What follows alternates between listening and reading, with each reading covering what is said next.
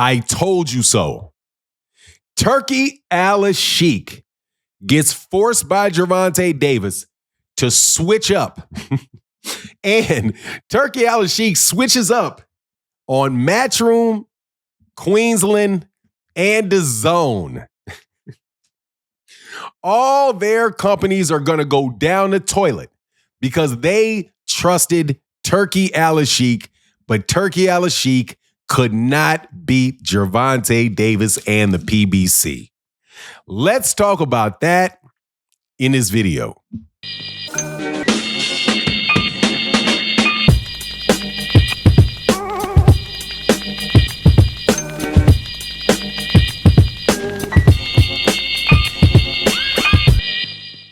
All right, welcome back to the channel. It's your boy Fanon. So we've got a new savior coming to save boxing. And this time it's Turki Alashiek again. But it's Turki Alashiek who's going to partner with Dana White to create a boxing league. And this boxing league is going to revolutionize the sport. And in doing so, according to Turki Alashiek, he is going to crush all the other promoters.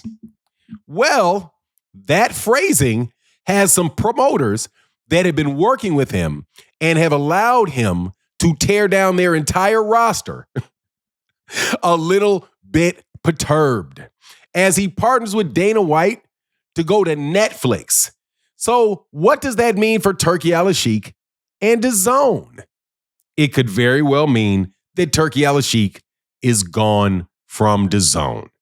As Adi Aladepo, who, by the way, I've got respect for Ali Aladepo. I remember Adi Aladepo when he had a YouTube channel before he went over there to Dazn.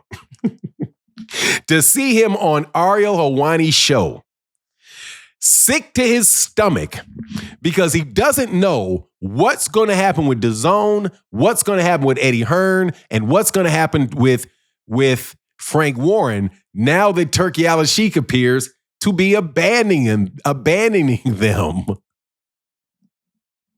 Do you have any idea how funny this is to me?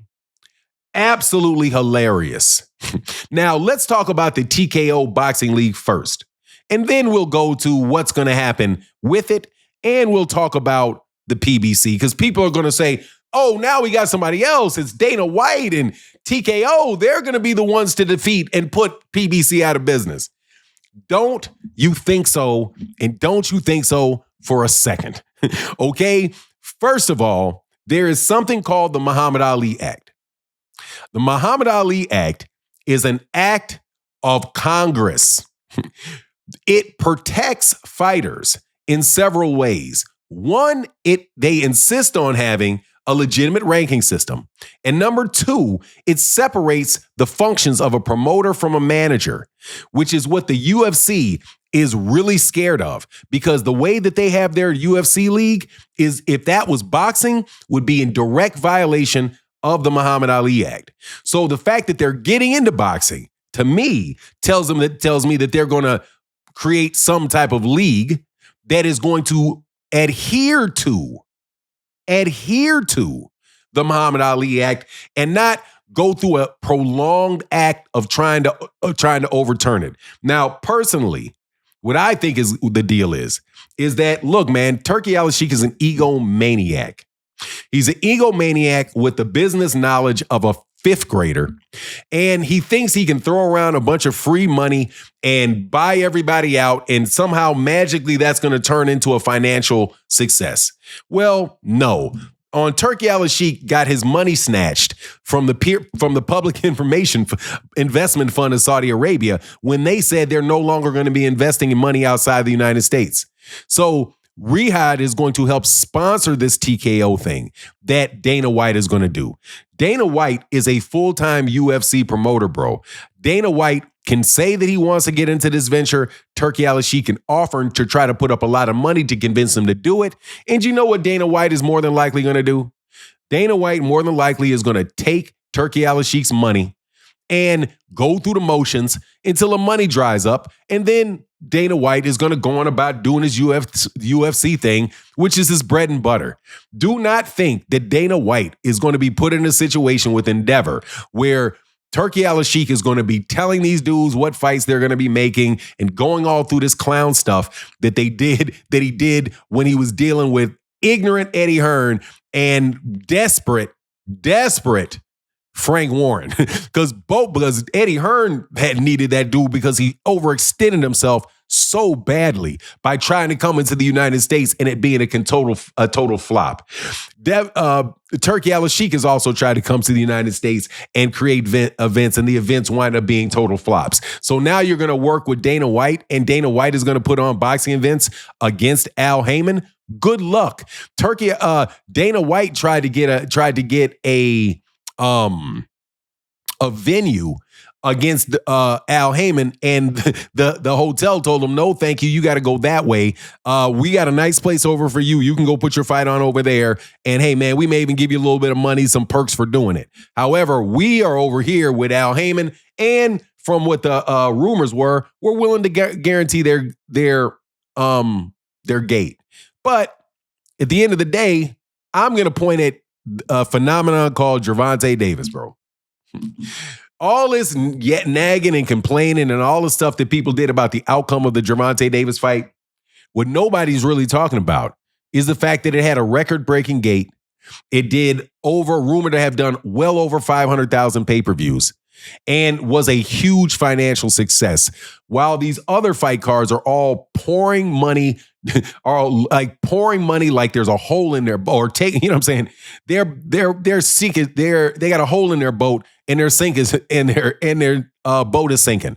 It's absolutely crazy, man, how bad these dudes have performed. But yet, hey, man, the media has been behind them all the time, primarily because they're willing to pay the media.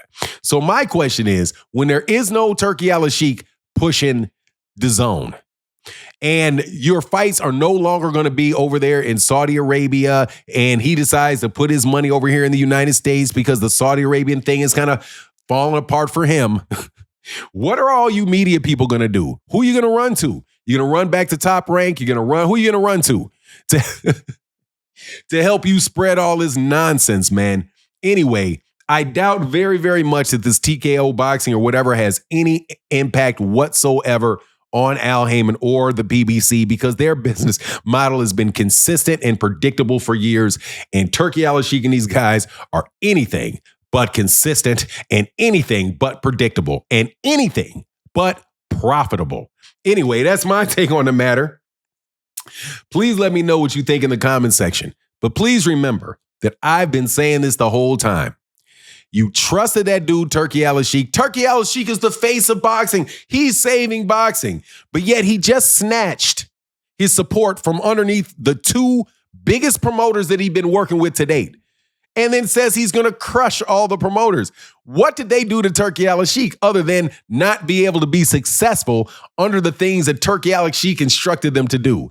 And you think Dana White won't see that coming? That Ari Emanuel and Endeavor won't see that coming? Bro, good luck trying to beat Al Heyman in the PBC. Good luck trying to beat him with that model. Anyway, that's my take on the matter. Please let me know what you think in the comment section. And with that, I'm out. Deuces.